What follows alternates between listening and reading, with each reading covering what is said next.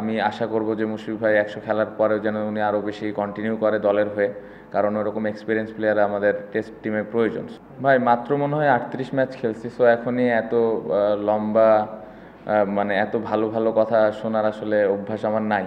ব্যাটিংয়ের সময় as a batsman হিসেবে খেলতে পছন্দ করি। আমার ভেতরে একবারের জন্য মনে হয় না যে আমি ক্যাপ্টেন হিসেবে খেলছি। প্রথম কিছুদিন কঠিন ছিল, to be very honest, but হ্যাঁ তারপরে অনেকটা রিল্যাক্স হয়ে গেছিলাম এবং এনজয় করেছি পুরো সময়টা, নিজেকে সময় দিয়েছি, পাশাপাশি ফ্যামিলিকে সময় দিয়েছি। না, আমি সবসময় এত কিছু বললেন আমি জানি না, বাট অবশ্যই ভালো। আমি মনে করি জাস্ট স্টার্ট হয়েছে, এখনও লম্বা সময় যাওয়ার বাকি, বাট ভালোই স্টার্ট হয়েছে আমি মনে করি। বাট হ্যাঁ, আমি সবসময় যেটা বলি যে আমি ব্যাটিংয়ের সময় অ্যাজ এ ব্যাটসম্যান হিসেবে খেলতে পছন্দ করি। আমার ভেতরে একবারের জন্য মনে হয় না যে আমি ক্যাপ্টেন হিসেবে খেলছি। সব মশার বিরুদ্ধে সুরক্ষা দিতে এলো বসুন্ধরা এক্সট্রিম অ্যারোসল, মশার বিরুদ্ধে এক্সট্রিম সুরক্ষা। চিন্তা করি যে কিভাবে অ্যাজ এ ব্যাটার হিসেবে কন্ট্রিবিউট করতে পারি, ওটাই মেন ফোকাস থাকে। আর যখন অফ দ্য ফিল্ড বা যখন ফিল্ডিংয়ে থাকি তখন আমি ক্যাপ্টেন হিসেবে আমার যে রেসপন্সিবিলিটিসগুলো ওইগুলো আমি চেষ্টা করি পালন করার। প্রথম কিছুদিন কঠিন ছিল, to be very honest, but হ্যাঁ তারপরে অনেকটা রিল্যাক্স হয়ে গেছিলাম এবং এনজয় করেছি পুরো সময়টা, নিজেকে সময় দিয়েছি, পাশাপাশি ফ্যামিলিকে সময় দিয়েছি, নিজের ক্রিকেটটা আর একটু কীভাবে ইমপ্রুভ করা যায় স্কিল ওয়াইজ, মেন্টালি, এই বিষয়গুলো নিয়ে কাজ করেছি। বাট আমি মনে করি যে ওই সময়টা আমার খুব ভালো কেটেছে।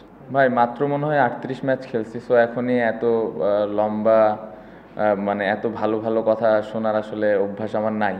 তো আমার মনে হয় যে যদি এই যে মুশফিক ভাই 99টা টেস্ট খেলে ফেলেছে, ওই 99, 100, 150 যত খেলার পরে যদি এরকম কনসিস্টেন্ট হইতে পারি, তাহলে আমি বলতে পারবো যে না, আমি মনে হয় ভালোভাবে আমার ক্যারিয়ারটা শেষ করতে পেরেছি। সো ভালো স্টার্ট, আমি যেটা বললাম সবে মাত্র 38 টেস্ট, যদি ক্যারিয়ার শেষে এরকম কনসিস্টেন্ট থাকতে পারি তাহলে ভালো লাগবে। বাট চিন্তা করে করি না, চেষ্টা করি যে যখন সেট হই চেষ্টা থাকে যে কিভাবে আমি বড় রান করতে পারি টিমের জন্য।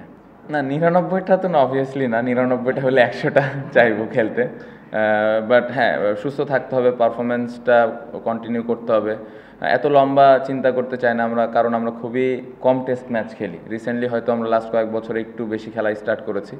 সো চেষ্টা থাকবে যে এক একটা ম্যাচ কীভাবে আমি দলের হয়ে কন্ট্রিবিউট করতে পারি।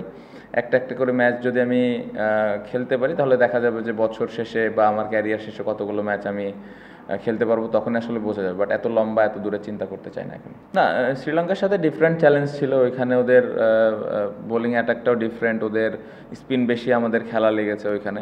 সো ওই জায়গাটাতে একটু ডিফারেন্ট চ্যালেঞ্জ ছিল। এখানে যেরকম পেস বলাররা বেশ কিছু ওভার বল করেছে, কন্ডিশনটা ডিফারেন্ট। সো আমি ব্যাটিংয়ের দিক দিয়ে খুব বেশি আলাদা করব না, বাট হ্যাঁ কন্ডিশন এবং অপোনেন্টের স্ট্রেংথ ডিফারেন্ট ছিল, ওই অনুযায়ী ব্যাটিং করার চেষ্টা করেছি।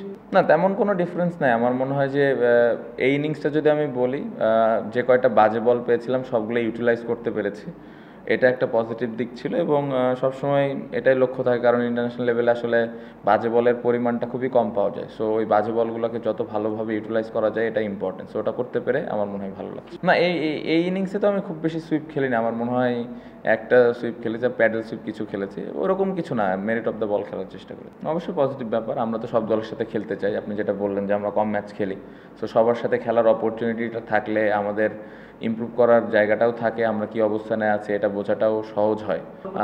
স্পিনার মিরপুরে যে কোনো অপোনেন্ট যে কোনো বোলিংয়ের এগেনস্টে অলওয়েজ চ্যালেঞ্জ থাকে, বাড়তি আলাদা কোনোভাবে চিন্তা করার কোনো সুযোগ নাই। চ্যালেঞ্জ থাকবে, বাট ওই চ্যালেঞ্জটা কীভাবে আমরা হ্যান্ডেল করি এটা ইম্পর্টেন্ট। এবং এই ম্যাচটা যেভাবে আমরা খেলেছি আমি আশা করব যে এই কনফিডেন্সটা মিরপুরে কাজে দিবে।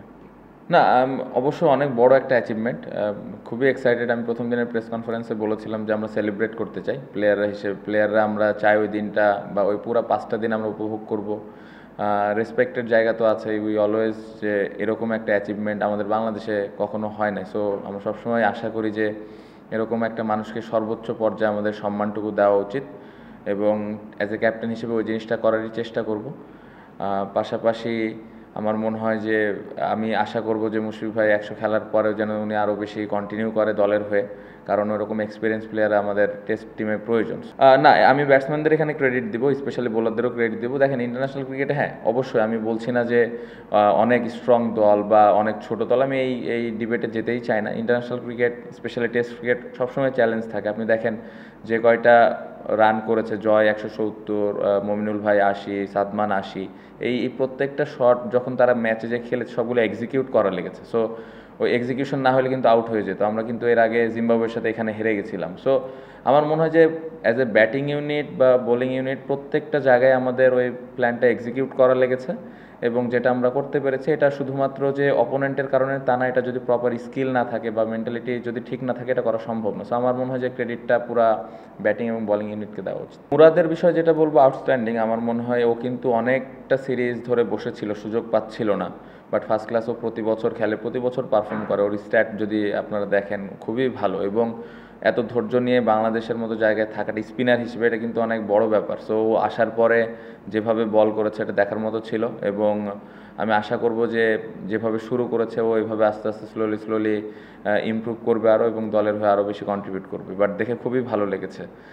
জয় দলে ছিল না, দলে বাদ পড়ার পরে আবার নিজেকে ইমপ্রুভ করে এভাবে কামব্যাক করে প্রথম ইনিংসে এত বড় ইনিংস, এটা আসলেই তার জন্য অনেক কঠিন ছিল। বাট ও যেভাবে ব্যাটিং করেছে দেখে আসলে ওই জিনিসটা মনেই হয়নি যে ও আবার কামব্যাক করছে। সো এটা একটা পজিটিভ দিক। আমার মনে হয় চিন্তাভাবনার দিক দিয়ে জয় অনেক পরিবর্তন করেছে নিজেকে।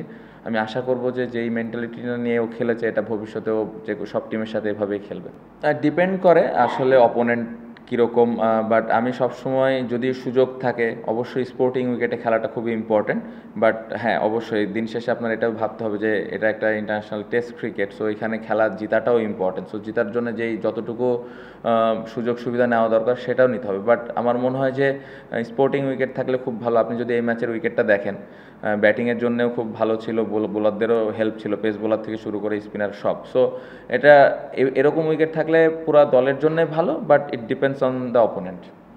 For more updates, subscribe to our YouTube channel and click on the bell icon. Follow us on Facebook and Instagram.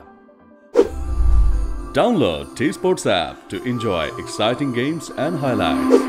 Visit tsports.com.